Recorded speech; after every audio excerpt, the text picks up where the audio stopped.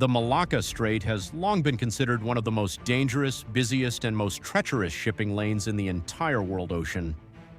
This water labyrinth, separating the Malay Peninsula and the Indonesian island of Sumatra, has for centuries witnessed countless shipwrecks, pirate attacks, and mysterious disappearances of vessels. Here, a humid tropical climate reigns, squalls and sudden storms can catch sailors unawares at any minute, and underwater reefs pose a mortal threat to unprepared crews. However, even against the backdrop of such a grim reputation, the events of the late 40s of the 20th century were destined to forever go down in history as the most inexplicable and eerie maritime anomaly. It all began on a quiet, sultry evening when the radio operators of several merchant ships, peacefully making their way along their usual routes through the strait, suddenly intercepted a strange, intermittent distress signal.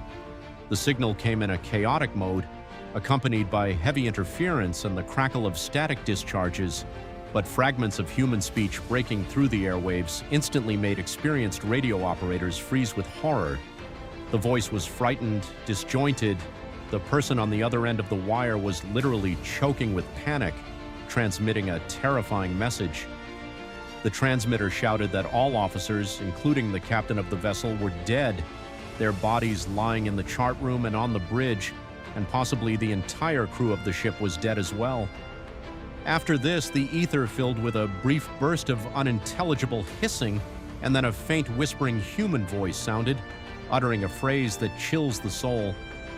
"I am dying." Immediately after these words, the ether finally plunged into absolute sinister silence, as if the air itself around the source of the signal had suddenly frozen. The closest ship that found itself in the disaster zone and was able to respond to the intercepted signal turned out to be a Dutch merchant steamship named the Silver Star. The ship's captain, without hesitating a second, gave the order to change course, heading the vessel straight to the estimated coordinates of the signal source to try to figure out the cause of the disaster and come to the rescue of survivors, if any still remained on board. A few hours of searching in a thick pre-dawn fog later, the sailors noticed a drifting vessel. It was the Dutch cargo freighter Orang Medan.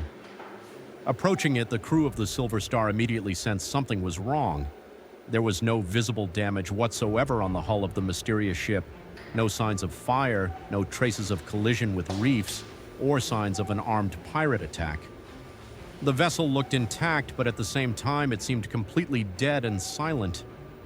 Eerie silence reigned all around. Not a single living soul was visible on deck, and the heavy air seemed motionless and dead. The captain made the decision to send a rescue party on board.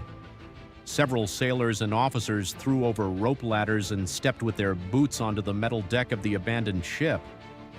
The first thing that struck them, besides the eerie silence, was the sharp, unnatural cold. Despite the fact that it was a tropical night with suffocating heat and humidity, the air temperature on board the cargo freighter dropped to freezing marks. Thick steam came from the rescuers' mouths, and the metal of the handrails froze their hands as if the ship were in the middle of Arctic ice. Moving deep into the dark, gloomy corridors of the ship's superstructure, the search party illuminated their path with pocket flashlights, whose beams snatched grim shadows and rusty bulkheads from the darkness. They called out to survivors with loud voices, but in response, only the sinister echo of their own footsteps sounded. When the rescuers climbed to the bridge and entered the chart room quarters, a sight unfolded before them capable of driving any person mad. Dead crew members were sitting at their workstations. The ship's captain was found on the bridge, the navigators had frozen at their desks, and the engine room crew lay on the floor in the holds and passageways. The scariest thing was how exactly they died. On the bodies of the unfortunate sailors, not a single trace of violence was discovered, not a single scratch, bruise, signs of knife or gunshot wounds, or signs of poisoning by poison or accident. All of them looked as though they had died instantly, but at the same time their faces were frozen in masks of absolute animal terror. The wide-open eyes of the deceased stared madly into the emptiness.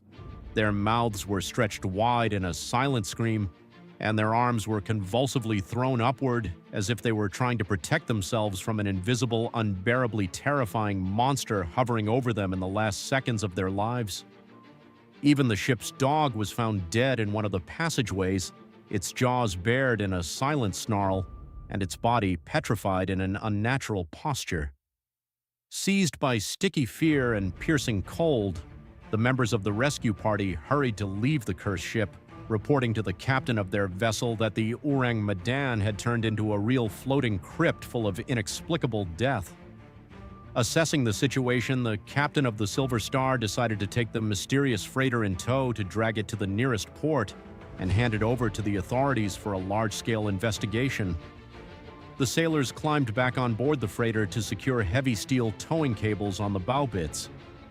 However, at the very moment when the preparatory work was coming to an end, thick, pungent smoke of a strange yellowish hue suddenly billowed from the deep holds of the ship. The air around became unbearably suffocating, smelling of chemicals and sulfur. Fearing for their lives, the rescuers dropped their work, cut the cables, and rushed back to their ship, retreating to a safe distance. Literally a few minutes after the Silver Star moved to a safe distance, a most powerful explosion of unprecedented force thundered in the very heart of the Medan. The colossal shockwave literally lifted the huge iron hull of the ship above the surface of the water, after which a giant fireball swallowed the freighter entirely, and it rapidly went to the bottom of the dark Malacca Strait, taking all the clues and answers to this monstrous mystery with it. Over the past decades, researchers have put forward many hypotheses trying to explain what happened.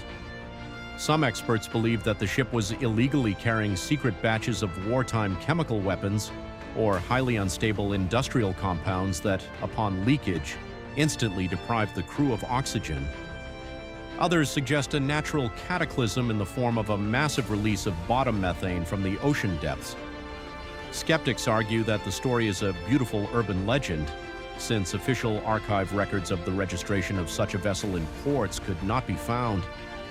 And yet the mystery of the final telegram continues to excite the minds of people around the world,